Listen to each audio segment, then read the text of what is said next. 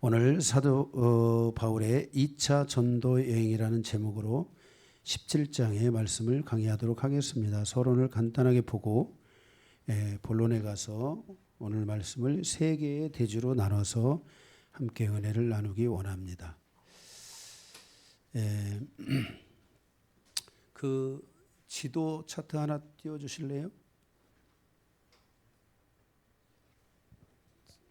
제가 이 펜을 안 가져와 가지고 여기 좀 복잡하게 되어 있긴 한데 우리가 지난주에 사도 바울이 이 드로아에서 이 빌립보로 가서 이제 복음을 전했잖아요, 그죠? 그리고 이 암비폴리라는 곳을 지나서 아볼로니아 그리고 데살로니가, 베레아 이런 곳을 하나 다니면서 이제 이 복음을 전하다가 여기 아덴이라는 곳이 있죠. 이제 여기 베레아에서 아덴까지 와서 이쪽은 지금 현재 우리가 지금으로 말하면 그리스입니다. 그리스, 세계 유럽의 그리스, 바로 베레아에서 이쪽 그리스 쪽으로 와서 복음을 전하다가 나중에 이제 사도 바울의 여정은 이제 이 이탈리아로 가고자 하고 이탈리아에서 더 나가서 스페인으로 가고자 하는 그 열정을 우리가 사도 바울의 그와 같은 여정을 볼 수 있게 됩니다. 우리가 지난주에 이제 이 사도 바울은 성령의 인도하심을 따라서 아시아 선교에 대한 여정을 수정하여 유럽의 첫 관문인 바로 마게도냐 빌립보에 이르게 됩니다. 그때 사도 바울은 많은 동역자들과의 연합된 사역을 통해 바로 빌립보 교회가 탄생하게 되죠.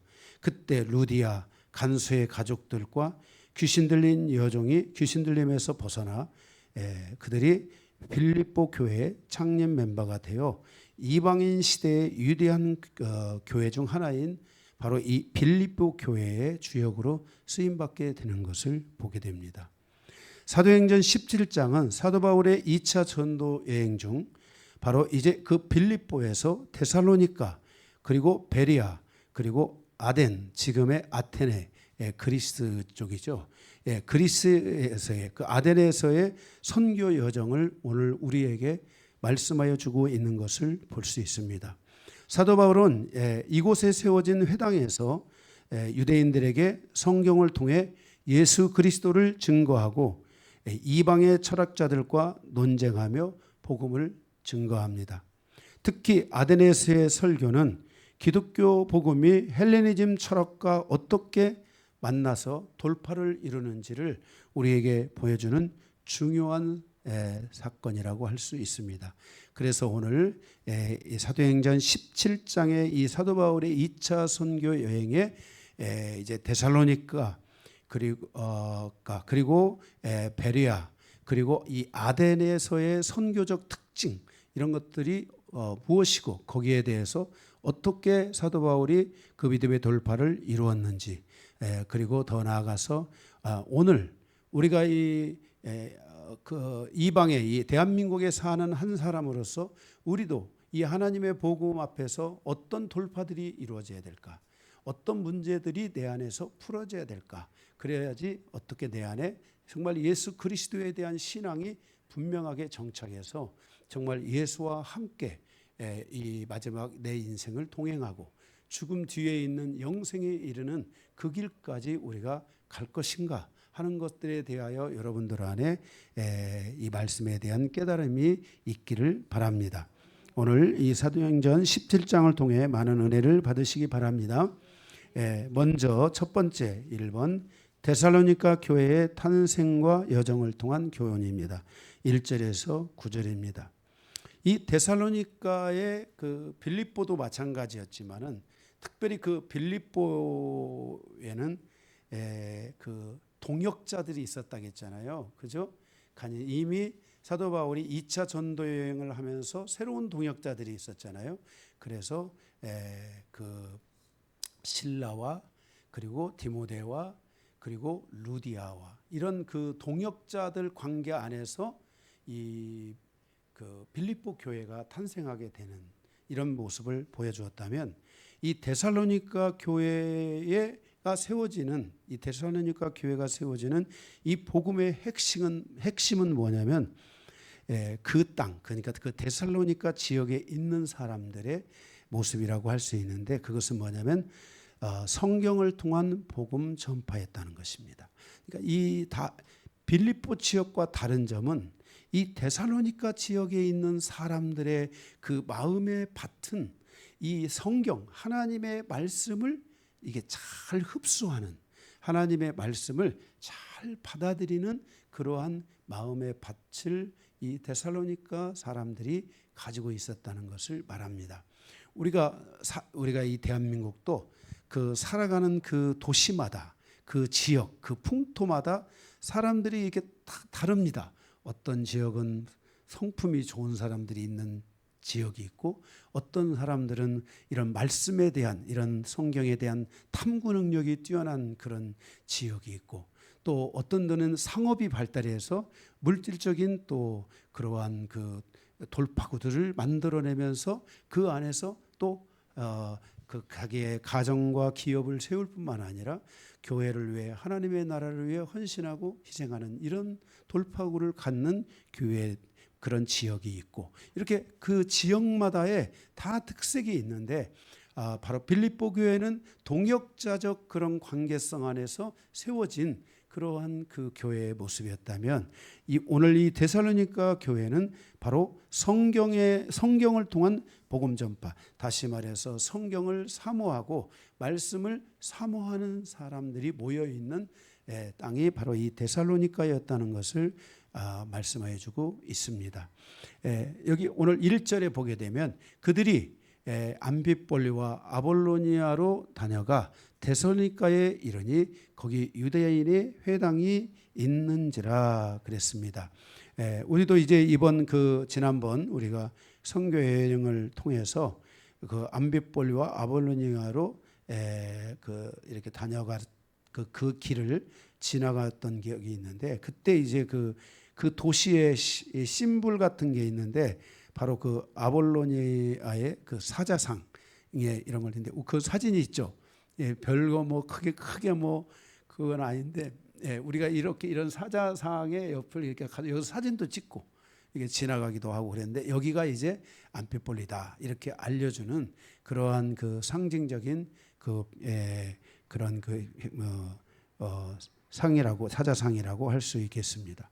바울과 실라는 빌립보에서 서남쪽 52km 지점에 있는 바로 이 암비폴리로 갔습니다. 이곳은 마게도냐의 주 정부가 있는 곳이었는데, 그러니까 마게도냐의 핵심적인 도시, 지금으로 말하면 우리가 도청이 있는 곳이다 이렇게 말할 수 있겠죠. 바로 그곳에 바울 일행은 이제 거기에서 서남쪽으로 52km 암비폴리를 지나서 사도 바울 일행은 거기서 다시 서남쪽으로, 또 이렇게 저 지도상으로 보였죠. 그냥 이렇게 그 빌립보에서 이렇게 그 해안가를 따고 이렇게 기울어진 이렇게 도로를 따고 왔다는 것입니다. 그래서 서남쪽으로 50km 지점에 있는 아폴로니아로 내려갔고, 거기서 또 서쪽으로 58km를 더 내려가서 데살로니가에 이르는 겁니다. 이게 사도 바울의 여정이 지금 여기 150km를 넘는 그 여정을 이렇게 쭉 하면서 복음을 전하러 이렇게 가다가 어디에 도착을 했냐면 바로 빌립보에서 데살로니가라는 곳에 도착했다는 것입니다. 그러니까 암피폴리에도 거기서 교회를 세울 수도 있었고, 또 아볼로니아도에서 세울 수도 있었는데, 거기를 거쳐서 사도 바울의 일행이 도착한 곳이, 하나님이 그 사도 바울의 일행을 머물게 한 곳이 바로 데살로니가 도시였습니다. 이 데살로니가 도시에 도착했는데, 그 데살로니가 도시에서 바로 거기 회당에 들어가서 이 하나님의 이 말씀을 전하는데, 지난번에도 회당을 보았지만은 유대인들은 어디에나 도시에나 유대인들이 있는 곳에는 항상 그 회당을 세웠던 것입니다. 그래서 바울도 유대인이니까 유대인은 그 회당에 가서 그거 토론을 하고 말씀에 대해서 토론을 하고 이렇게 할 수 있는 자유로움들이 있었기 때문에 그 사도 바울이 바로 그 데살로니가에 가서 그곳에 뭡니까? 그곳에 가서 이제 이 하나님의 말씀을 전하게 되는데요. 그 당시에 지금 현재 우리가 살아가고 있는 이 당시에 교회가 있듯이 그 땅에는 이렇게 곳곳마다 유대인의 회당들이 있었던 것입니다. 그래서 바울이 회당에 들어가서 거기 2절에 보니까 성경을 강론했다 그랬습니다. 성경을 강론했는데 3절에 보니까 뜻을 풀어 그랬습니다. 뜻을 풀었다. 하나님의 말씀을 풀었다 이 말입니다. 그런데 이 데살로니가에 있는 사람들은 하나님의 이 말씀을 풀어줄 때 이 말씀을 받아들이는 이 은혜가 매우 컸다는 것을 우리가 이 데살로니가서를 보고 알 수가 있습니다. 데살로니가서는 얼마나 말씀에 대한 흡수가 빨랐는지 몇 주 만에 3주 만에 교회의 모습을 갖춘 거예요. 3주 만에 신앙의 모습을 갖춘 거죠. 이거 어렵잖아요. 교회 나온 지 지금 한 달이 4주잖아요. 교회 나온 지 3주 만에 신앙의 모습을 완벽하게 갖춘 거예요. 네, 정말 놀랍잖아요.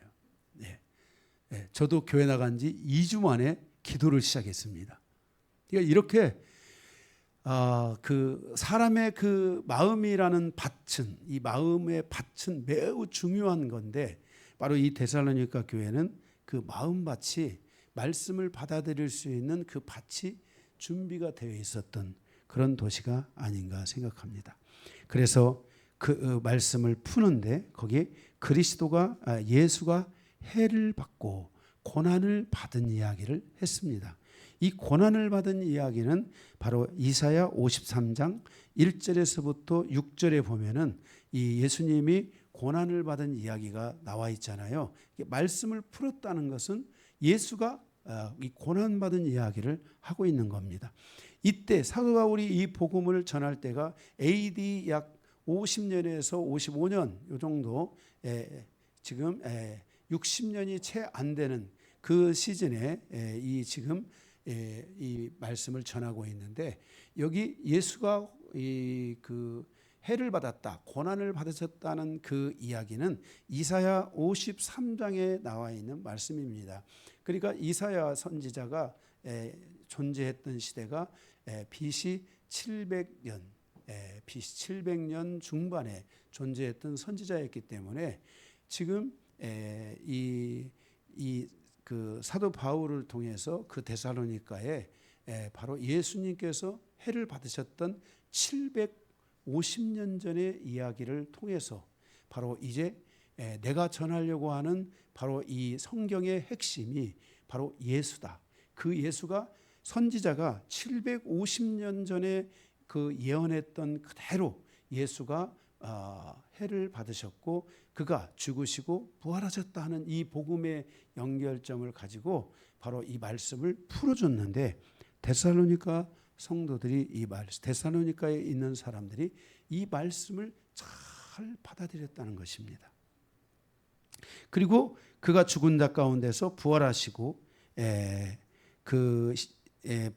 부활하신 사실을 증거했는데 이것도 시편 16편 10절에 보면 이는 내 영혼을 음부에 버리지 아니하시고 죽은 주의 거룩한 자로 썩지 않게 하실 것입니다. 우리가 죽지만 성경은 우리에게 예언하고 있는 것, 성경이 예수 그리스도의 죽음과 부활에 대한 이야기를 하고 있는 것은 우리 인간이 죽으면 한 번 죽잖아요.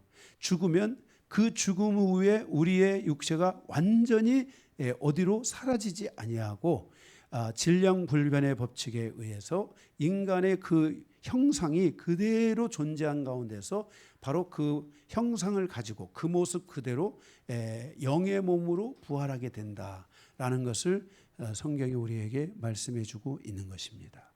그래서 예수님께서 자신이 그렇게 부활한 영의 몸을 가진 부활한 몸을 도마에게 보여주지 않습니까? 우리가 이 죽음이라는 이 사건 안에 인류가 가지고 있는 여러 가지 학설들이 있습니다. 윤회설, 우리가 죽은 뒤에 벌레가 되고 사람이 되기도 하고 이렇게 윤회설이 있잖아요. 죽음 뒤에 있는 윤회설, 그렇죠? 그리고 우리가 또 하나 바로 죽음 뒤에 갖게 되는 바로 이 부활에 대한 설이 있습니다. 그런가 하면은 또 유럽 사람들을 중심으로 한 신화적 그 과정에서 사람의 정신의 세계는 별과 같은 어떤 그 고등한 세계로 가고 육체라는 것은 하등하기 때문에 이 육체라는 것은 완전히 땅에서 사라지게 된다라고 이렇게 말을 하고 있습니다. 근데 여기에서 우리가 중요한 핵심은 그겁니다. 성경이 우리에게 말씀하고 있는 부활에 대한 핵심은 우리의 영과 우리가 영만 어디 돌아다니는 게 아니라 우리의 영과 육체는 분리될 수 없는 존재로 하나님이 지어주셨다는 것입니다. 그러니까 우리의 육체가 하등하다든지 우리의 육체가 벌레가 된다든지 하는 이러한 형태가 아니라 하나님이 인간은 이 영과 육은 분리될 수 없기 때문에 마음이 아프면 육체도 아프고 육체가 아프면 마음도 아프다는 것을 우리에게 말씀해 주고 있고, 이러한 우리의 영과 육에 분리되지 않는 상태는 죽음에까지 가게 되고 죽음 이후에도 이것은 분리되지 않고 내 몸이 영의 몸으로 변화되어 나의 영과 변화된 영의 몸을 가지고 그 변화된 몸을 가지고 우리는 다시 영생으로 가는 이와 같은 은혜, 이와 같은 진리를 우리에게 말씀해 주고 있는 것이 성경이라는 것입니다. 이제 세 번째 대지에서 우리가 이것을 보는데 이러한 내용들을 가지고 이제 변증을 합니다. 이것을 논리적으로 이것을 다 이야기한 다음에 헬라인들은 그 변증에 능하잖아요. 논리적이란 말이에요. 그래서 이것을 가지고 너희가 선택하라. 그러니까 너희가 죽어서 벌레가 되거나 뭐가 되거나 너희는 또 육체와 정신의 세계가 분리돼서 너의 육체는 어딘가로 사라져버리고 너의 정신의 세계는 어딘가로 떠다니고 그러나 내가 너희에게 말하는 것은 살아있을 때나 죽어있을 때나 우리의 사람의 하나님이 인간을 지으심의 은혜는 바로 육체와 정신의 세계, 마음이 분리되는 것이 아니고 바로 영원히 그것이 함께하게 되고 태어나면서부터 죽는 때까지 그리고 죽음 이후에도 우리의 육체와 영은 그대로 존재하여 하나님의 영생에 들어가는 천국에 들어가는 은혜가 있다라는 것을 우리에게 가르쳐 주는 것이 이것이 바로 복음인데 너희는 이것을 선택하라 하고 사도 바울이 거기에서 쭉 그 하나님의 우상이 가득한 그 도시에서 말씀을 전했는데 그 중에 어떤 이들은 믿지 않았지만 그 중에 어떤 이들, 헬라의 많은 귀부인들과 똑똑한 사람들, 그리고 거기에 있는 많은 헬라의 남자들이 바로 이 말씀을 믿었다는 것입니다.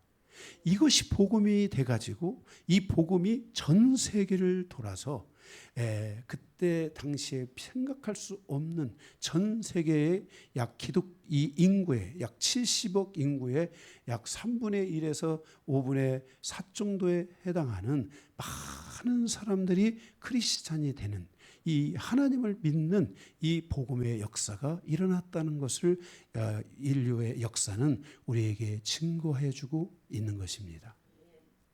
그래서 우리가 이 땅에 살아가는 과정에서부터 시작해서 우리가 죽음과 죽음 이후에 있는 이 모든 과정까지 하나님이 창조하신 우리의 이 육체와 이 정신, 이 영의 세계라는 것이 우리가 어떻게 우리 안에서 존재하고 어떻게 그것이 죽고 어떻게 그것이 다시 부활에 이르는가 하는 이 세계, 이 인간이 살아가는 세계 속에 존재하는 인간의 삶과 사후의 세계에 이르는 이 모든 것 가운데 과연 무엇이 우리에게 유익하고 무엇이 우리의 인간답고 무엇이 우리에게 정말 참된 진리와 같고 무엇이 우리에게 정말 분명한가 하는 것을 우리에게 말씀하고 가르쳐주고 있는 것이 성경이고, 바로 사도 바울은 바로 이 2차 전도 여행의 과정을 통해서 이것을 우리에게 풀어주고 있다는 것입니다.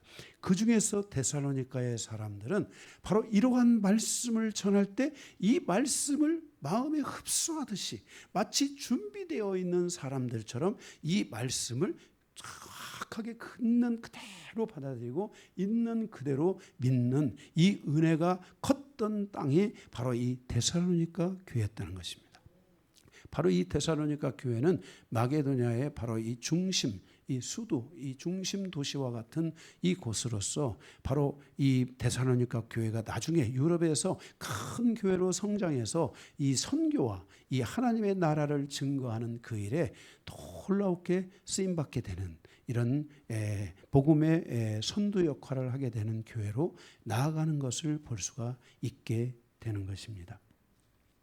바로 그 말씀을 그렇게 풀어서 전하게 됩니다. 바로 3절에 내가 너희에게 전하는 이 예수가 곧 그리스도라 하니 그랬습니다. 4절에 그 중에 어떤 사람 곧 경건한 헬라인의 큰 무리와 적지 않은 귀부인들도 권함을 받고 바울과 실라를 쫓았더라. 그러니까 이 데살로니가 교회는 사도 바울의 이 말씀 강론 이거 하나에 많은 사람들이 거기 경건한 헬라의 큰 무리와 그리고 적지 않은 귀부인들과 이런 사람들이 바울과 실라를 쫓았다는 것입니다. 정말 놀라운 일이 아닐 수 없습니다.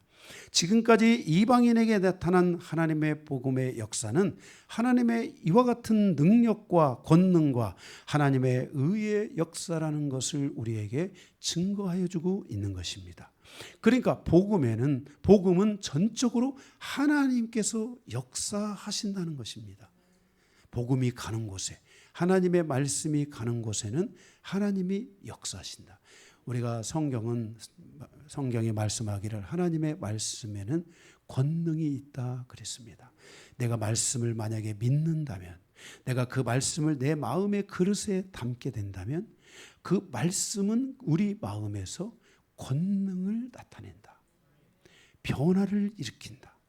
새로운 역사로 우리를 이끌어가게 된다는 것을 우리에게 말씀해 주고 있는 것입니다. 로마서 1장 17절에 복음에는 하나님의 의가 나타나서 모든 사람으로 믿음에 이르게 하나니 오직 의인은 즉 구원받은 사람들은 그날로부터 믿음으로 살아가게 된다고 증거해 주고 있는 것입니다. 복음에는 하나님의 의가 나타난다. 제가 여러분들에게 이 하나님의 이 말씀을 제가 딱 전했는데 그 말씀을 여러분들 가운데 잡는 분이 있잖아요. 딱 그 말씀을 저게 그렇구나, 저게 진리구나 하고 이렇게 말씀을 딱 잡으면 그 다음에 하나님이 그 사람에게 믿음에 이르게 한다는 거예요. 믿음을 갖게 한다는 거예요. 우리가 믿음이라는 것은 사람이 만드는 것이 아니고 믿음은 하나님이 주시는 선물입니다. 내가 나도 그 말씀을 믿고 싶다. 나도 그 하나님을 나도 믿고 싶다. 이런 마음을 갖게 되면 하나님께서 그 사람의 마음에 이 믿음이라는 선물을 공짜로 주신다는 겁니다. 이게 은혜입니다. 이게 누가 하는 일입니까? 사람이 전하지만, 사람을 통해서 하지만 이 일을 하시는, 실질적으로 이 일에 역사하시는 분은 바로 모든 우주 만물을 통치하시고 천상천하 지하 모든 세계를 다스리고 인도해 가시는 하나님이 이 일을 하신다. 복음을 전하면 하나님이 나타난다. 눈에 보이든 보이지 않든, 보일 수도 있겠죠. 하나님을 본 거로 믿느냐, 보지 못하고 믿는 자가 더 복되다. 얼마나 미련하면 하나님을 보여달라고 했어요. 그죠? 예. 하나님을 보지 못하고도 믿는 자예요. 그게 더 복된 자죠. 그죠? 예. 그래서 그 하나님이 나타난다. 이게 하나님의 통치가 그 사람 안에서 시작된다는 것을 우리에게 말씀해 주고 있는 것입니다. 이러한 역사로 말미암아, 이와 같은 은혜로 말미암아 데살로니가 교회는 3주 만에 변화되어 유럽 부흥에 선도하는 교회가 되는 것을 보게 됩니다. 그러나 복음의 여정에는 항상 순탄한 것은 아니었습니다. 초대 이방인 교회들이 세워지는 과정에서 최대의 적은 이방인이 아니라 바로 유대인이었다는 것을 성경은 우리에게 말씀해 주고 있습니다. 유대인들은 조상 때부터 내려온 전통과 율법을 많이 아는 것 때문에 교만하여져서 바울을 멸시하고 바울이 증거하는 말씀을 그들은 잘 믿지 못했습니다. 복음에는 하나님의 의가 나타난다는 것을 그들은 몰랐습니다. 복음을 전할 때 하나님의 능력이 그 사람에게 임한다는 것을 몰랐습니다. 그들은 오직 율법, 기록된 성문화된 그 율법만이 최고라고 생각했습니다. 그래서 그들은 그 사도 바울의 이와 같은 하나님의 말씀의 선포에 대하여 받아들이지 못하고 오히려 사도 바울을 향하여 공격했습니다. 그래서 거기 5절에서 9절에 보게 되면 거기 5절에 그러나 유대인들은 시기하여 저자의 어떤 불량한 사람들을 데리고 때를 지어 성읍을 소동하여 하여 야손의 집에 침입하여 그들을 백성에게 끊어내고 찼습니다. 그러니까 이 유대인들이 바울의 일행을 지난 계속해서 그런 일을 하고 있죠. 바울의 일행을 또 선동해 가지고 야, 저 바울 저거 이상한 사람이야. 이상한 걸 전한다. 유대인들이 이렇게 하면서 그 바울을 죽이려고 하는데 바울이 아마 그 야손의 집 쪽으로 갔는지 어떤지 모르지만 야손의 집에 숨었다 하고 가서 그 야손의 집까지 가가지고 그 야손의 명예를 더럽히고 야손까지도 죽이려고 하는 이런 것들을 가지고 갔는데 거기에 6절에 발견을 했어요. 못했어요? 발견하지 못하게 되는 것을 보게 됩니다. 7절에 야손을 모압하여 바울의 일행을 죽이려고 그들은 계획했습니다. 8절 9절 그러나 하나님의 은혜로 그와 같은 것들이 발견되지 못하고 이 야손은 그 과정에서 감옥에 갇히게 되는데 보석금을 받고 풀려 나오는 그런 은혜가 있게 됐습니다. 유대인들은 6절 바울의 일행에 대하여 말하기를 이들은 천하를 어지럽히는 사람들이다. 와, 이 정말 얼마나 황당무계한 이 말입니까? 그죠? 정말 말도 안 되는 지금 유대인들이 도와줘도 시원찮은데 그죠? 이방인에 가서 복음을 전한다는 것은 그것은 정말 위험한 시간입니다. 여러분 우리가 선교사들 가운데 보면은 얼마나 많은 사람들이 그 선교에 나아가서 죽었습니까? 전능자의 그늘이라는 책에 보면 그 누굽니까? 지멜리엇입니까? 그 사람이 가서 복음을 전하는데 그 복음을 전하러 간 그것을 보고 그 원주민 그 사람이 창을 던져서 그 선교사를 죽이잖아요. 그것을 그 부인과 자녀들이 보고 얼마나 충격을 받았겠습니까?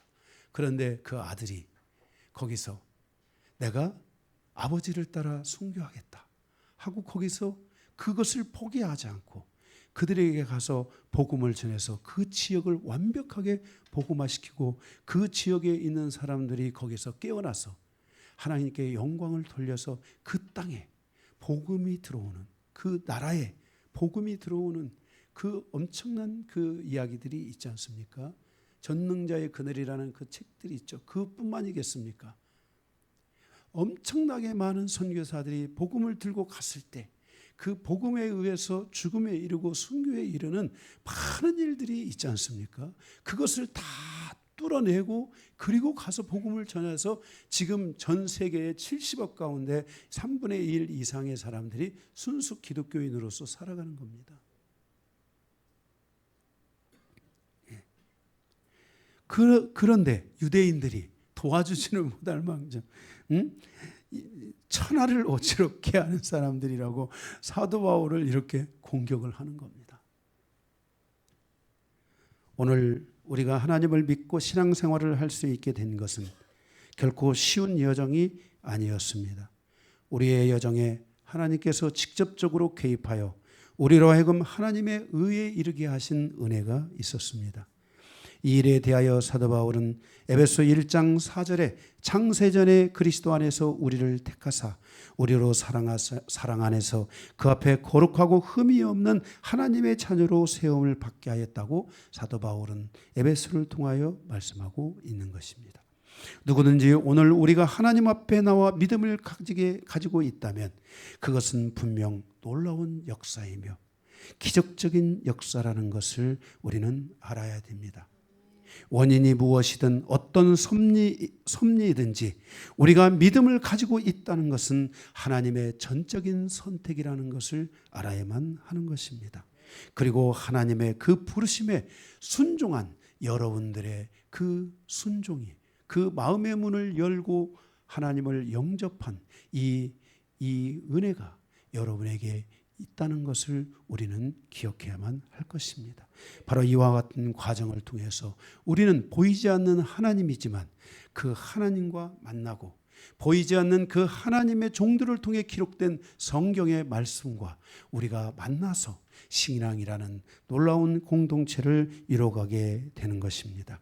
오늘 바로 이 데살로니가의 교회의 탄생은 바로 이와 같은 과정을 통해서 이루어졌는데 무엇보다도 데살로니가 교회 그 사람들은 그 땅의 그 데살로니가 지역에 있었던 사람들은 하나님의 말씀을 정말 사랑하고 그 말씀을 받아들이는 마음의 밭이 아주 좋은 사람들이었다는 것을 여러분들이 기억해 주시기 바랍니다.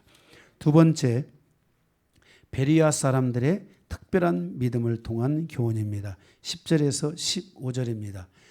베리아 사람의 복음 전파의 핵심은 진리에 대한 탐구의 태도입니다. 그러니까 진리를 듣기만 해서 그치는 것이 아니라 이제 이 진리의 말씀을 막 탐구하는 겁니다. 응? 탐구하는 거예요. 10절에 보면 거기 10절에 다시 돌아오셔서 이사야서에서 돌아오셔서 10절에 보면 사도행전 17장 10절 밤에 형제들이 곧 바울과 신라를 베르야로 보내니 그들이 이르러 유대인의 회당에 들어가니라. 그러니까 지금 왜 베르야로 갔냐면은 거기 유대인들이 와서 사도 바울 일행을 공격하니까 거기서 더 있을 수가 없잖아요. 그죠? 더 있을 수가 없어서 그들이 거기서 이제 피신을 하여서 지금 어디로 왔냐면 베르야로 왔는데 이 베르야 사람들은 데살로니가에 있는 사람보다도 더 하나님의 말씀에 대한 이 탐구의 은혜가 컸던 사람들이라는 것을 말씀하고 있는 것입니다. 데살로니가에 있는 형제들이 밤에 바울을 베르야로 보낸 것은 바로 핍박이 심해졌기 때문입니다. 11절 그런데 베르야 사람은 데살로니가에 있는 사람보다 더 신사적이어서 간절한 마음으로 말씀을 받고 이것이 그러한가 하여 날마다 성경을 산구하였다 그랬습니다. 다시 말해서 이 하나님의 말씀 이 성경에 대한 이 열심이 아주 특별했다라는 것입니다. 아마 여러분들 가운데서도 이렇게 말씀을 듣고 가서 집에 가가지고 그 말씀을 다 읽어보는 사람들 이게 이런 말씀이 있었는데 한번 다시 보고 또 보는 사람들이 이런 사람들이 있잖아요. 저 같은 사람 전 교회 가가지고 말씀을 듣고 나서 거기서 그친 게 아니라 거기 교회 집에 가가지고 그 말씀을 다 색깔 색연필로 다 이렇게 칠해가지고 이런 말씀 앞으로 이 십자가가 나오면 노란 걸로 하고 뭐가 나오면 뭐 하고 이 색깔로 막 다 칠하기도 하고요. 거기 위에다가 또 그 말씀에 메모를 해와가지고 성경의 위에다가 빈 공간이 있잖아요. 거기에다가 제가 알아먹게끔 거기다가 이렇게 그 한 문장을 쓰고 그래서 제 성경은 거의 누더기와 같았어요. 제가 저의 그 처음 신앙생활을 할 때 성경은 누더기와 같았어요. 예. 그렇게 저는 성경에 대한 정말 그 관점에 있어서는 데살로니가와 베리아를 섞어놓은 사람이 아닌가 할 정도로 그 말씀에 대한 그 은혜가 저는 그 교회를 제가 그렇게 막 이렇게 뭐 제가 뭐 똑똑한 사람도 아니고 뭐 훌륭한 사람도 아닌데 그 목사님의 설교를 들으면은 그게 와서 마음에 다 닿았어요. 저는 그때 당시에 뭐 주일 예배뿐만 아니라 금요 철야 또 금요 구역 예배가 있어요. 이렇게 다 돌아다니면서 하는 예배가 있잖아요. 그 구역 예배 수요 예배 뭐 이런 거를 전 빠지질 않았어요. 왜냐하면 말씀을 듣고 싶어서. 그리고 밤 12시에 성경 공부를 다녔어요. 그때 통행금지가 있었어요. 그런데 그렇게 다니면서 말씀을 공부했는데 그냥 한 게 아니라 그 목사님이 설교를 하면 그 내용 가운데 중요한 것들을 메모했다가 가서 성경을 찾아보고 그 위에다가 깨알 같은 글씨로 거기다가 이렇게 다 쓰기도 하고. 그래서 나중에는 이제 뭐가 뭔지 못 알아보겠더라고요. 얼마나 많이 써놨는지. 그래서 거기서 제가 더 열심히 하려고요. 성경을 복사를 이렇게 8절 이게 16 이게 다 한 장을 하면 16절이잖아요. 8절짜리로 이렇게 복사하면 위에 공간이 이렇게 많이 남잖아요. 거기에다가 제가 메모를 하려고 16절짜리로 복사를 해가지고 그거를 거기다가 창세기면 창세기 복사를 해서 거기다가 제가 이렇게 쓰기도 하고. 이러한 그 성경에 대한 열정이 좀 있었던 것 같습니다. 그런 사람들이 있는가 봐요. 이 데살로니가 사람 같은 베레아 사람 같은 그런 분들이 있는가 봐요. 이분들은 이제 이렇게 말씀을 탐구하는 은혜가 큰 거예요. 그래서 이 데살로니가와 베레아와 이 지역에서는 하나님의 큰 부흥의 역사들이 일어나고 교회들이 쉽게 성장을 하고 교회가 정말 더 이렇게 빨리 하나님의 나라를 이뤄가는 이런 모습들이 있었다는 것을 알 수 있습니다. 12절에 보면은 그리고 이곳에서 믿는 사람이 많았다. 왜? 이렇게 하니까 믿는 사람이 많아질 수밖에 없는 거죠. 그죠? 12절에 그 중에 믿는 사람이 많고 또 헬라인의 귀부인과 남자가 적지 아니하더라. 그러니까 이렇게 열심을 내니까 믿는 사람들이 많아진 거예요. 그러니까 교회가 부흥이 되니까 그곳에서 하나님의 역사가 더 빠르게 진행될 수밖에 없었다는 것을 알 수 있습니다. 13절에 데살로니가에 있는 유대인들이 바울이 하나님의 말씀을 베레아에서도 전한 줄을 알고 거기도 가서 무리를 움직여 소동하는지라. 유대인들이 여기까지 또 와가지고 또 소동을 일으키는 거예요. 형제들이 곧 바울을 보내어 바다까지 가게 하되 실라와 디모데는 거기 유하더라. 그러니까 얼마나 그 힘들게 했으면은 이게 사람들이 없는 곳, 이제 피할 수 있는 곳, 못 쫓아올 수 있는 곳까지 피신을 시켜가지고 거기서 그 사도 바울의 일행들이 거기에 있도록. 누가 그렇게 한 거예요? 그거 예수 믿고 이제 거듭난 사람들, 구원받 변화된 사람들이 그렇게 그들을 도와가지고 그 일을 하고 있는 것을 보게 됩니다. 신앙에 대한 핍박은 정말 멈추게 하는 것이 아니라는 것을 신앙에 대한 핍박이 어디를 가나 멈추지 않고 있다는 것을 보게 됩니다. 그러나 이 신앙에 대한 이런 핍박은 복음을 멈추게 하는 것이 아니라 오히려 더욱 전진하게 만들고 하나님께서 복음의 확장을 위하여 더 넓은 지역, 더 큰 지경을 열어가게 하는 이 원동력이 되고 있다는 것을 알아야 됩니다. 그래서 우리가 신앙에 대한 핍박을 받고 있다. 그럴 땐 여러분들이 하나님이 그 사람을 지금 지경을 넓히려고 한다. 그 사람에 대한 하나님의 뭔가 특별한 은혜가 있다. 하나님이 그 사람을 통해서 앞으로 이 세계를, 이 시대를 이끌어가려고 하는 뭔가가 있을지 모른다 하는 이러한 여러분들이 생각을 해야 됩니다. 핍박이 있으니까 그냥 가서 죽어라. 관심 끄자. 문을 닫아라. 저 사람이 살려야 되니까. 이러면 안 됩니다. 그건 그 사람을 죽이는 거예요. 오히려 하나님께서 그 사람에 대한 계획이 있고 그 사람이 그 일을 하지 못하도록 하기 위한 사단의 방해가 있을 수 있다는 걸 알아야 돼요. 왜냐하면 앞으로 하나님의 나라, 이 인류를 위해 큰 역사를 이루려고 하기 때문에 사단이가 그것을 차단하는 거예요. 못하게 하는 거예요. 무슨 말인지 알겠어요? 그래서 이것을 여러분들이 꼭 기억하고요. 이 일을 차단하지 못하도록 길을 열어줘야 돼요. 사단은요, 우리가 태어날 때부터 우리를 공격할 수 있어요. 태어나기 전부터, 창세전에 이미 태어나기 전부터 하나님이 우리를 부르시잖아요.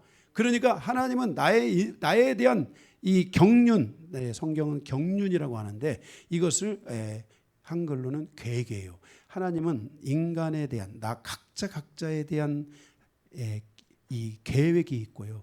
그 계획을 또 따라서 하나님이 여러분에게 이름을 주셨어요. 사도 바울은 이렇게 말했어요. 각 나라와 각 족속 그리고 각 방언과 백성들에게 이름을 주신 하나님이, 대한민국, 이 이름이 대한민국 사람이 지었겠지만 하나님이 그 사람을 통해서 하나님이 대한민국이라는 이름을 주신 거예요. 하나님이 강요한이라는 이름을 하나님이 주셨다는 걸 알아야 돼요. 여러분 각자에게 주신 그 이름이 여러분 부모님을 통해서 받을 수도 있겠지만은 그 이름을 하나님이 허락이요, 통치자가 그것을 허락해서 여러분의 이름이 온 거예요. 여러분들이 이제 그 이름을 주신 하나님의 여러분의 인생에 대하여 계획이 있다는 것을 여러분들이 아셔야 돼요. 나를 향한 하나님의 계획이 무엇일까? 내 인생이 작든 크든 하나님이 나의 인생에 대하여 주신 계획을 따라 나의 인생을 이제 하나님 앞에서 살아가리라. 거기에 대한 하나님의 응답은 무엇입니까? 나는 너의 행복을 위해서 존재한다. 내가 너를 행복하게 하리라. 내가 너희에게 30배, 60배, 100배로 축복하되 1000대까지 1000배를 축복하리라. 하나님이 우리에게 이렇게 말씀하셨습니다. 그래서 우리는 반드시 하나님을 만나야 되고 하나님과의 관계성을 만들어야 되고 그 관계성 안에서 내가 살아가고 있다는 것을 알아야 됩니다. 굉장히 중요한 진리입니다. 사람은 누군가에게 의지하면서 삽니다. 어떤 우상에게 의지하여 사는 사람도 있고 어둠의 영에게 사단에게 의지하여 사는 사람도 있고 돈에 의지하여 만몬이라는 돈에 의지하여 돈을 인격화시켜서 살아가는 사람들도 있고 사람들은 반드시 무엇인가를 의지하며 살아가게 되어져 있습니다. 그것은 구석 시대부터 21세기 미래 마지막 때를 향하여 가는 시대까지 변함이 없이 인간은 반드시 무엇인가를 의지하며 살게 되어 있다는 것을 우리에게 보여주고 있습니다. 왜? 인간은 하나님으로부터 창조되어 하나님을 의지하며 살아가도록 그렇게 만들어졌다는 것입니다. 그런데 사단이는 자기를 의지하라는 것입니다. 사단이는 세상을 통해 만몬, 돈을 의지하고 살아가라는 것입니다. 그 결과가 무엇입니까? 우리는 반드시 하나님을 의지하고 살아가야만 한다는 것입니다. 그래서 이 하나님의 이 복음은 이 복음과 함께 핍박이 올 때 이 복음의 역사는 거기서 멈춰지는 것이 아니라 오히려 더 큰 지경을 향해서 하나님이 나아가게 하고 있고 그것을 통해 하나님의 계획이 무엇인가를 우리에게 말씀하고 풀어주고 있다는 것을 우리는 반드시 기억해야만 할 것입니다. 이렇게 베레아에서 핍박이 오자 데살로니가에서 핍박이 와서 베레아로 오고 베레아에서 핍박이 오자 사도 바울의 일행은 다시 거기서 더 넓은 곳을 향해서 나갑니다. 바로 베레아에서 320km가 떨어진 바로 이 그리스 세계 그 신전의 그 이 터전, 그리고 문명의 발생지, 그들의 신화에 의하면 바로 그 그리스의 중심인 아덴으로 사도 바울의 일행이 거기서 복음은 멈추지 않고 오히려 더 큰 하나님의 역사를 위해서 나아가며 그리스에서 로마로 가는 여정까지 이 하나님의 복음의 역사가 점점 더 강해지고 있는 것을 우리는 볼 수 있게 되는 것입니다. 마지막 세 번째, 에덴에서의 전도를 통한 교훈입니다. 16절에서 34절입니다. 에덴에서의 복음 전파의 핵심은 바로 죽은 자의 부활에 대한 증거입니다. 죽은 자의 부활. 죽은 자는 죽음으로 끝난다라는 것이 지금까지 세계가 가지고 있는 바로 지식이었고 그것을 사람들이 믿고 따라갔습니다. 사람은 죽음으로써 끝난다.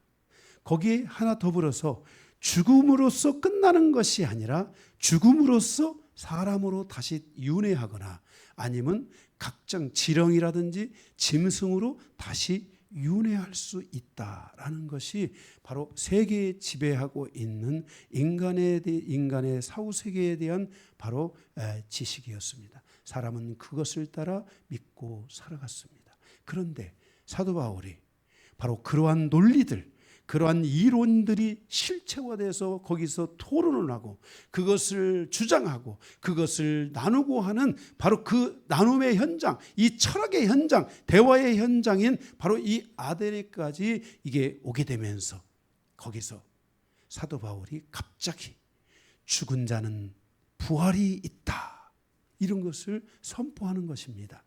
그래서 바로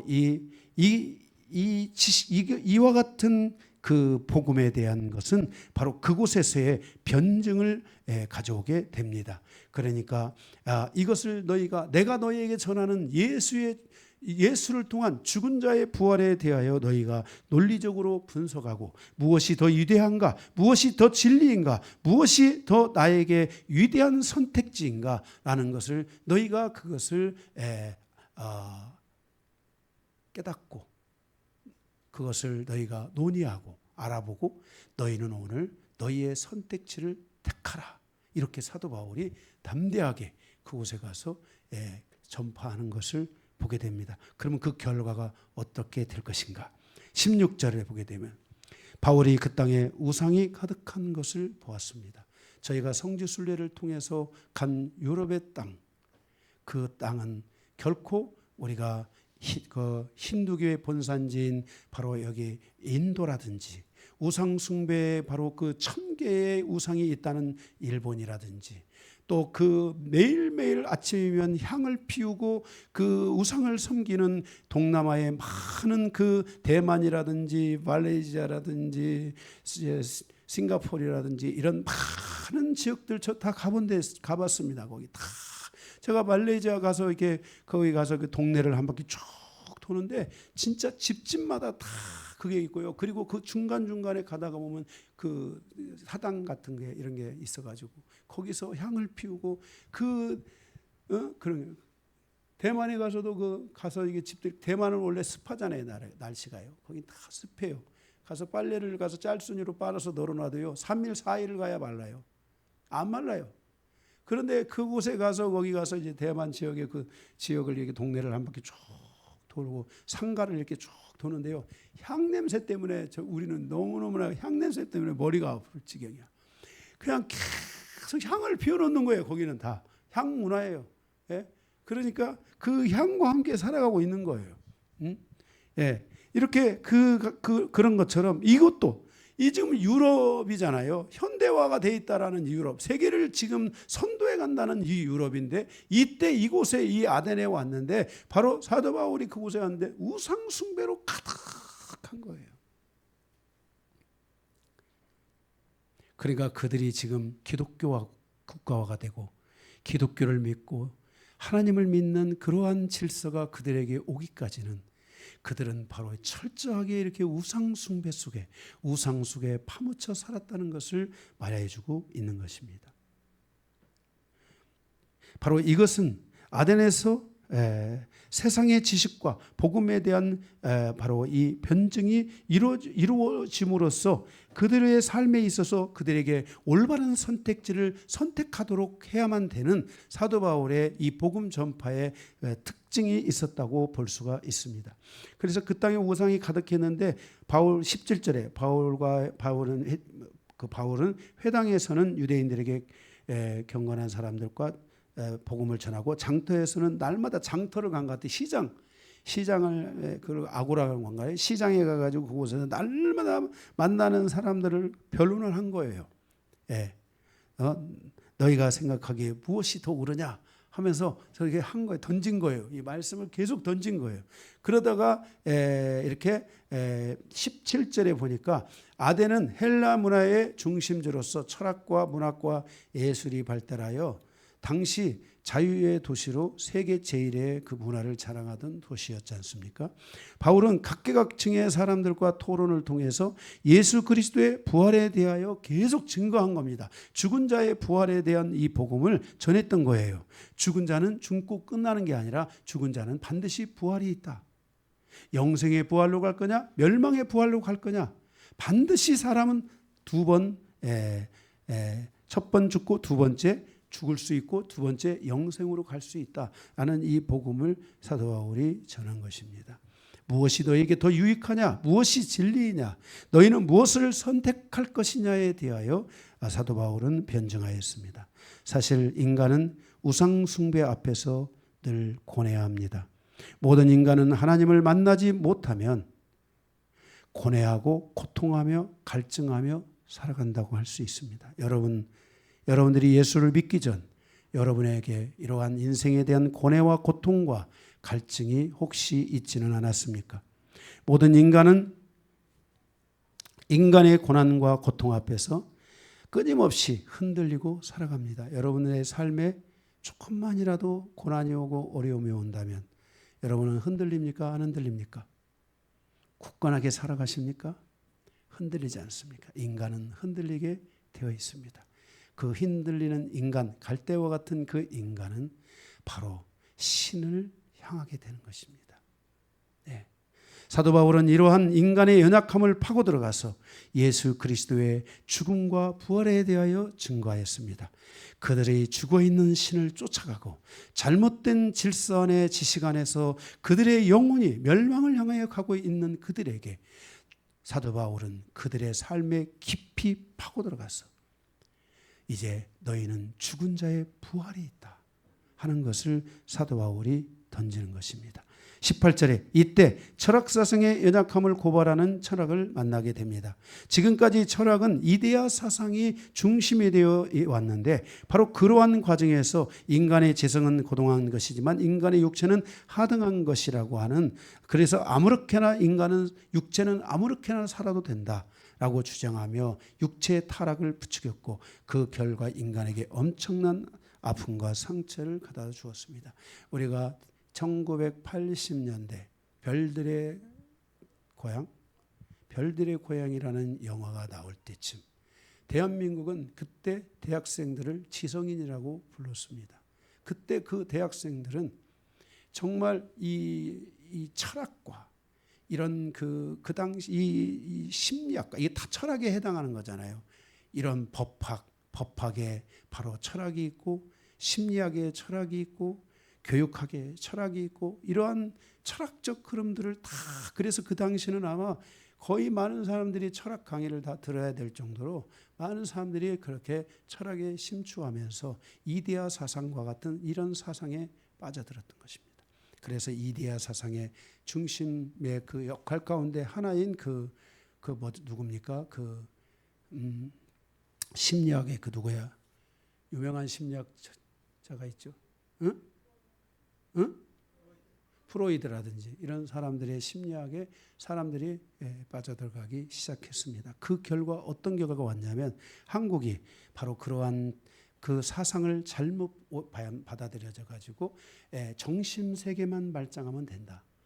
우리는 지성인이다 라고 말하면서 그 대학가 안에서 많은 타락의 역사들이 대한민국 안에서도 존재했습니다. 그런 역사의 흐름이 많은 지금까지도 그 후유증들이 계속 흘러오고 있고 대학가에 가면 마치 그런 하나의 연례 행사처럼 지금도 그런 행사를 치르고 있는 일들이 비일비재하게 일어나고 있지 않나 우리는 생각해 봐야만 할 것입니다. 바로 이런 흐름들이 다 어디에서 연루된 것이냐면 바로 이러한 철학의 사상에서 연루되고 있다는 것을 우리는 알아야만 할 것입니다. 바로 여기에 이러한 그래서 육체적인 타락을 부추기고 있는데 여기에 편승하여 바로 오늘 여기 88절에 나오는 에피쿠르스 철학과 스토아 철학에 대한 것을 변론하고 있는 사도 바울을 보게 됩니다. 에피쿠르스 철학은 인간의 존재의 목적은 행복한 삶에 있기 때문에 정신과 육체가 일치한 쾌락을 추구하는 것은 인간에게 행복을 가져다 줄 수 있다라고 주장하여 이것이 잘못 흘러서 쾌락주의로 쾌락주의가 탄생하게 되었고, 그에 반해 스토아 철학은 범신론과 도덕주의를 주장하여 인간의 육체를 금욕적으로 다스림으로 행복을 추구한다고 믿음으로 금욕주의가 탄생했습니다. 그래서 범신론적인 신앙을 가지고 있는 인도, 바로 이 힌두교의 사상 안에 상위층, 범신론의 상위층에 있는 힌두교에서 가장 많은 금욕적 생활이 이루어지게 되고, 금욕을 통해서 인간의 그 육체를 연단하고 단련하는 이런 일들을 실질적으로 이뤄가고 있기도 하는 것입니다. 사도 바울은 이 모든 철학의 것들을 총괄해서 이것을 초등학문이다, 이것은 초등학교 1학년에서부터 6학년, 더 정확하게는 초등학교 1학년에서부터 4학년 이 정도까지에 해당하는 그런 지식적 수준에 밖에 미칠 수 없다라는 것을 사도 바울은 그가 철학을 공부하고 가말리 학파에서 공부를 하고 이런 모든 것들을 다 섭렵하고, 그는 로마인이었지 않습니까? 자기는 로마인 중에 로마인이라 그렇게 말했지 않습니까? 이럴 정도로 그런 모든 지식에 정통한 그는 이 모든 것들이 사람의 눈속임이고, 이것이 정말 이런 것들이 얼마나 이것들이 정말 어리석은 가르침인가. 이것은 진리를 모르는 자, 하나님을 모르는 자들이 갖고 있는 허무맹랑한 잘못된 가르침이고, 이 위험이 인류에게 미칠 영향은 얼마나 큰 것인가 하는 것을 우리에게 교훈하여 주고 있는 것입니다.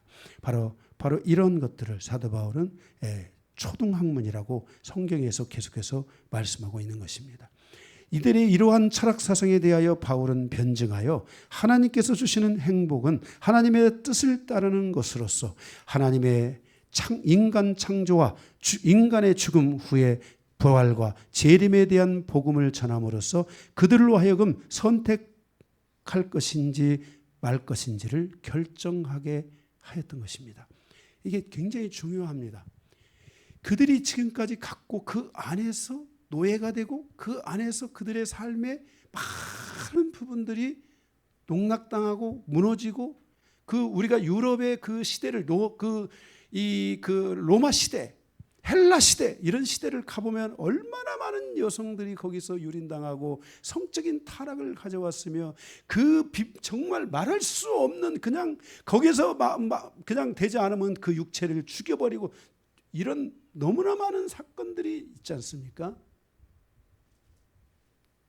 그런데 사도 바울이 그러한 때, 이 로마 시대의 중심부에 로마가 번성하고 있는 그때, 사도 바울이 바로 그 아덴에서 이 죽은 자의 부활, 하나님의 이 창조, 이 하나님의 이 사랑에 대한 이 복음을 전한 것입니다. 그리고 너희가 이제 선택하라고, 그렇게 사도 바울이 담대하게 하나님의 이 말씀을 전했습니다. 19절입니다.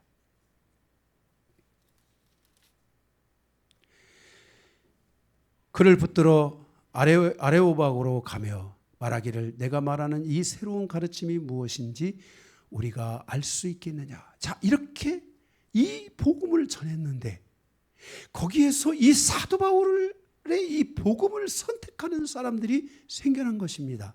그래서 그들이 그 사도 바울을 붙잡고 걸어갔는데, 그 걸어간 언덕이 바로 아레오빠고입니다.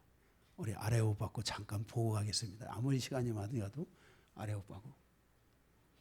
사도 바울이 거기서 사람들을 모아놓고 바로 이 하나님의 복음을 전했던 것, 또 다른 것.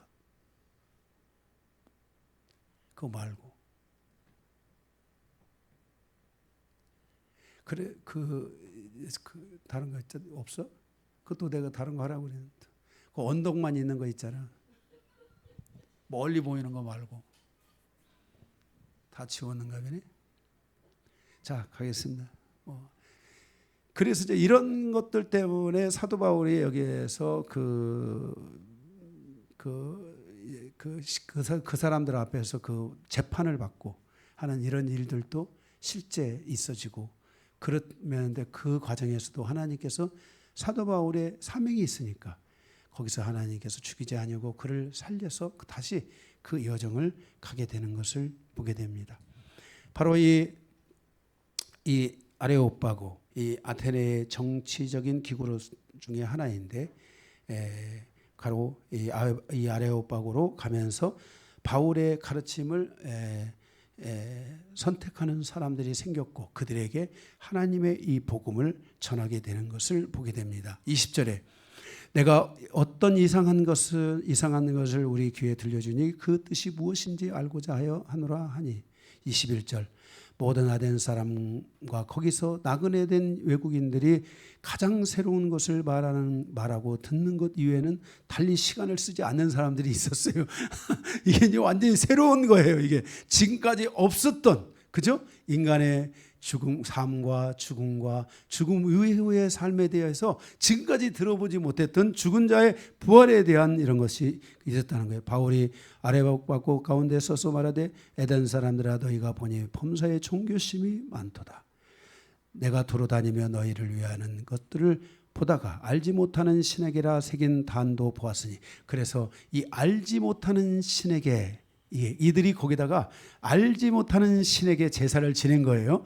그래서 사도 바울이 말하기를 이 알지 못하는 신, 이게 누구냐? 바로 예수다 하면서 이 복음을 그들에게 전하는 거예요. 그래서 이 복음을 전하면서 거기 25절에서부터 쭉 이제 31절까지 하나님께서 인류를 창조하시고 그 인류를 구속하시고 그 인류를 향하여 어떠한 하나님의 사역들을 해왔는지에 대한 것을 쭉 말씀하면서 사도 바울이 그들에게